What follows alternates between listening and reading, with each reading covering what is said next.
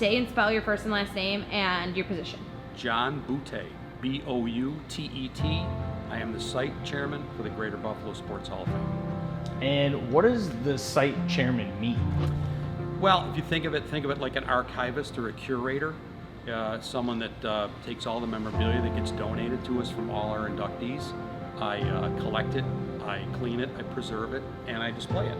Back in 1991, we had a man, John Kapelewski, who came with the idea from Syracuse, actually. Syracuse had started their own Syracuse Sports Hall of Fame. When we looked at our history of all the sports in Western New York, we kind of went, man, we have got a really extensive history of sports that dates way back here. We need to have a Hall of Fame to celebrate all those people. So he was the one with the vision. He assembled a bunch of sports enthusiasts, business people here in Western New York and started the organization in 1991. I guess everybody knows the names Gilbert Perreault, Bob McAdoo, O.J. Simpson, those type of people. But there's so many people that are in our Hall of Fame that didn't really play here. They are from here, like Warren Spahn, the winningest left-handed pitcher of all time, went to South Park High School. He's a member of our Hall of Fame. Bob Lanier, who went on to play with the Detroit Pistons and be inducted in the Basketball Hall of Fame, and James Naismith in Springfield, Massachusetts. He's from Bennett High School. People that weren't from here but made a name here, like Calvin Murphy, went to Niagara University, became a standout collegiate basketball player, went on to the Houston Rockets, and ended up being in the Basketball Hall of Fame as well. We have many Hall of Famers in our hall that you probably have never heard of.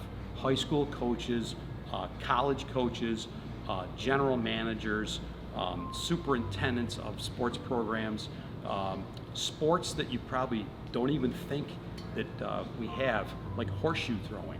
We have Ruth Hangen, who was the greatest horseshoe thrower in the United States at the time. So we have a lot of different avenues into induction. The most common being a player. Again, being born here gets you qualified. Playing here for a substantial part of your career gets you qualified. So there's a lot of different avenues that we could find a way for an athlete or administrator or a coach to get inducted. Sports is one of those things that everyone is interested in Western New York. I really can't think of many people that aren't interested in sports, at least in some way. It brings people together. Everybody knows when Bill's season starts up how the community all comes together. And we feel that we do that here. We're stewards of Western New York sports history. We're the ones that have tried to assemble all this stuff, to remember these people, to make sure these people don't get forgotten. Well, when we started, we didn't have a location back in 1991. In 1996, the arena opened up, the Marine Midland Arena where the Sabres play opened up, and we started discussions with the Buffalo Sabres about hosting our display at the arena. Well, that came to fruition in the late 1990s, and right outside the Sabres store, we had a number of cases that housed the things that we had up to that point. And in 2018, the Sabres came to us and said, listen, we really want to extend our Sabres store, our retail location. We're going to have to ask you to move. And that happens. We get that. The Sabres were great hosts. Our board member, Mark State, got to know Adam Martin really well through COVID. They met a lot and talked sports, got to know each other, and developed a relationship. And Adam said, where's your Hall of Fame now? Where is all that stuff? And Mark said, it's all in storage. We don't have any place to go. And he said, really? Why don't you come and be in our retail location on Sheridan Drive in Williamsville? And Mark just went, really? You're serious about this? And I said, sure, why not? We got the room. It would be awesome. It would be great. So they met up. They kind of planned and devised how this would work, handed it over to me. We hired a contractor to come in, built this beautiful display case, which you see here. At the end, we ended up saving 5 cases from the arena that were in storage with our stuff. We brought those over to put those down there too. And it kind of started from there. Everything in here, minus Pokemon and things like that, is sports oriented. Look what's happening around here with the paintings that are going on the wall, the bar, the televisions for Bills games and things like that. It just screams sports, and that's what we are. What a great relationship to have with you guys, and have us here, have you guys here, and have a great relationship, and I think it works out fantastic for all parties. I love to teach, and I think that this is a great way to learn about the history of sports in Western New York. like I said, we have so many people in our Hall of Fame that the average person has no idea who they are. I mean, we got some really nice pieces of memorabilia. This one right here, Marv Levy's Hall of Fame bust from Canton. When you are inducted into Canton, they make 2 busts. One to be on display at their location, and one that goes home with you. So they gave Marv his bust to take home, and when we inducted him, we asked Marv, would you like to donate something to our Greater Buffalo Sports Hall of Fame? He goes, you can have my Hall of Fame bust from Canton. So that's what he gave us, which is really cool. I mean, how many people from Western New York are inducted into the Pro Football Hall of Fame? Not a lot. We have Olympic outfits. Steve Messler, right over there. Steve Messler's was a Olympic bobsledder, gold medal winning bobsledder. He gave us his entire outfit, that he marched in the parade with. His beret, his boots, his sweater, his everything. We have that. We have an Olympic skating dress from the Weigel sisters. The Weigels, some of the coolest story in our Hall of Fame, skated in the Olympics, and we have her dress from the 1936 Olympics. How cool is that? It's going on 100 years old. We have that in our collection. Jim Constanti, this guy right here from the Philadelphia Phillies, that's his most outstanding athlete, his MVP award from 1950 with the Philadelphia Phillies. That's pretty cool. That's something that's historic. Out of all the stuff here, it's all cool. Some of them are rarer than others, but everything that we have in here is really neat. I mean, what a great location to be in. I mean, as long as Dave and Adams wants us, we'll be here. I mean, it was cool to be at the arena, on game night. It was kind of neat. But, how many nights does that happen? A couple nights here and there, a month, and that's it. Here, 7 days a week, you can walk into this store and you can look at this stuff. So we're hopeful we're here for as long as you guys want us. And we hope that we're here for as 50, 75, 100 years. As long as sports keeps happening, we'll keep inducting people. Like Rob Gronkowski's going in this year, right? What better person to go in this year than Rob Gronkowski? Anybody that knows me, I'm a huge collector. I love collecting things. I've collected things since I was 5 years old. Baseball cards are probably the first thing. But memorabilia is so cool. It tells a story. It's like a picture. It tells a thousand words.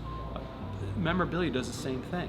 When you look at something that somebody wore in the 1940s on the sideline, that's got story, that's got history, that's got a meaning to be here.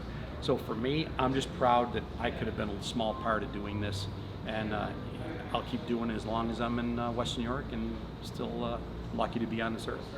You know who Don Majkowski is? I would say I definitely recognize the name. Right? I mean, he was the quarterback at Green Bay before Brett Favre. Right. Okay? He's a great quarterback here at Depew High School. Went on to play college football and started for the Green Bay Packers. Dave Hollins, great baseball player out of Orchard Park. Went on to have a great career with the Philadelphia Phillies. We have his jersey right here. I think something that always sticks out to me too when you go to any sort of museum, especially this one, is you look at how things were in terms of sneakers, hats, the bowling ball here, and how fascinating is it for you to look at just what it was like back then, and then the technology and advancements in sports to present day. Troy, you being a bowler, look at that bowling ball. Can you imagine rolling a bowling ball? I feel like I'd put that thing on the lane right now and just crack it. Right. In half. I mean, really, and that's what you talked about technology and how it changed. Everything changes. And I think something that's great too is I look at like Jaworski. Yeah. And I don't say this in a disrespectful way, but we got a picture of Ron. Mm-hmm. And I know we've got some of the big names, like the LaFontaines, and they have the big displays. Mm-hmm. But how cool is it too when you can get some memorabilia from some people that may be lesser known, but can have a bigger presence in here with their men. Question. What I find, and this is kind of weird. I mean, the more local you are, the more stuff we get from them. Mm-hmm. They want to have their college jacket on display. They want to have their high school glove on display. Those are the people that we induct, those local people that are just so proud. They bring 50 people to the dinner. They have their mother there, their father there, their grandparent. Everybody's there. Like we were talking about, just the long hours that you've logged, putting everything in there, putting everything together. For you, I know it's only been a month or two, but even when you were kind of building this and working on it to where it is now, when you're hanging out here, what's the feedback been like for you, or how big of a smile do you get on your face when maybe you hear some people talking about what's going on? Yeah, what's cool about building this was I was right here with customers. And it would seem like I would work for about 3 minutes, and the customer would be asking me a question. Who is this guy? When did he play here? What is that? And I would have to stop and talk who this person was. So that's been different, but it's been great feedback. People walking in and just blown away, looking and going, when did this come here? Like you said, I know you guys had these built. These look fantastic, and you got some of the newer classes. And I think it's cool that you guys got the group photos. Oh, yeah. Of each class. Yeah. We have every group photo except 2, which is weird. For some reason, we never got a group photo of 1999. It was the only one. I don't know what happened. I wasn't on the board at that time. Yeah. So for some reason, there was not a group photo of 99. We can't find one. And then the other one was the class of 2020, COVID. Sure. Because that year we inducted people from distant past, way back in the early 1900s, because we knew we couldn't have a dinner. So what better year was it to induct all those people way back when, like Pud Galvin, who played in Major League Baseballs in the 1800s. Yeah. So we don't have a class photo with them. There's the 2024 class. How excited are you for that one? Because I'll tell you right now, I read through, and Carucci, Gronkowski, Brooks Orpik. Wow. So you've got some people that are very well known in this class. Strong class, I would say. Brooks Orpik, 2 Stanley Cups. Just an amazing hockey player right here from Western New York. Like you mentioned, Vic Carucci, not from Western New York. I think he was originally from Cleveland. But he's one of those guys, like Jim Kelly, Danny Gare, Mike Robitaille, not from here, but has become one of Western New York's favorite people.